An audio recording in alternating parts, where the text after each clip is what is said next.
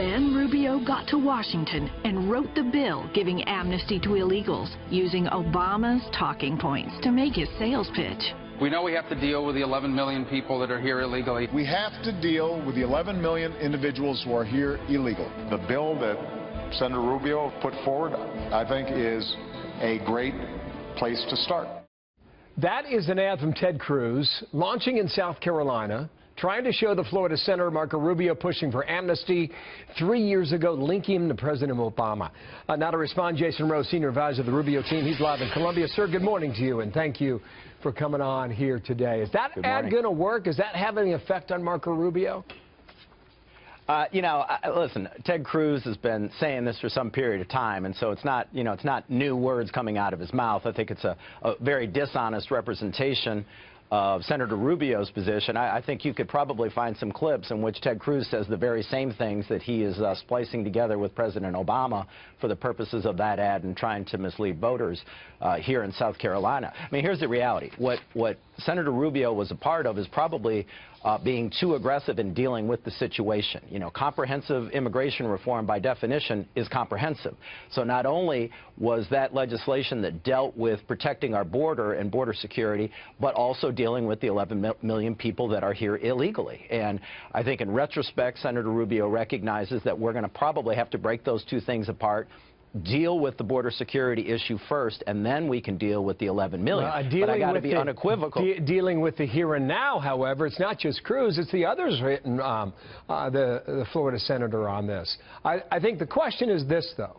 The question is whether or not it has an immediate impact on Rubio's chances come Saturday. Will it or not in South Carolina? You're there, you're talking to people, and they say what?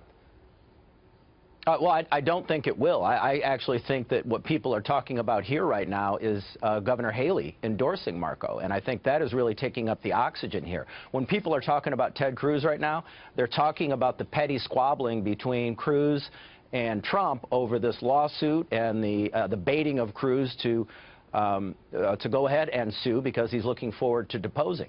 What Ted Cruz and Donald Trump are talking about has nothing to do with the vision for our country and where either of those candidates wants to take us, while Marco Rubio is actually focusing on how we bring our party together and how we win in November. So it's not something that I'm seeing other than the ads. You know that the president kind of came up, it was nudged a little bit in California 2 days ago, and this is what the president said, without saying by name Marco Rubio.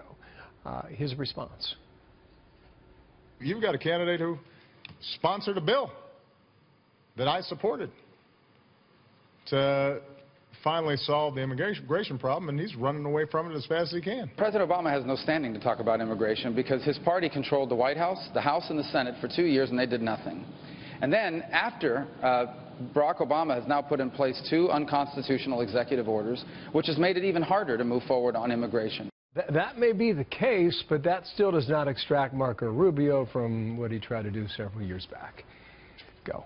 I don't think extraction is necessary. I mean, I think what we're talking about here is how to go about it. It's more about a process thing. I mean, this criticism from Cruz is frankly the price of leadership. Ted Cruz has been great about saying no in the Senate, about filibustering and doing things like that, but he has very little record of accomplishment. He spends his time saying no, where Marco Rubio is actually trying to get things fixed in Washington. So I think it actually creates a great contrast for what kind of leader these two guys could make as President of the United States. One who actually wants to deal with the issues facing the country, and one who just wants to say no and grandstand. Yeah, one more thing here. Rubio was asked yesterday whether or not Ted Cruz is lying.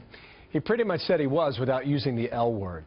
Can you remember a time in a Republican battle when the word liar has been used so often by so many? No.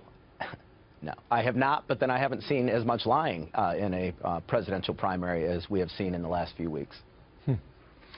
Saturday it goes down. Thank you, Jason Rowe. Surrogate there for Marco Rubio in Columbia, South Carolina. Thanks for taking time. 20 minutes now. Thank you.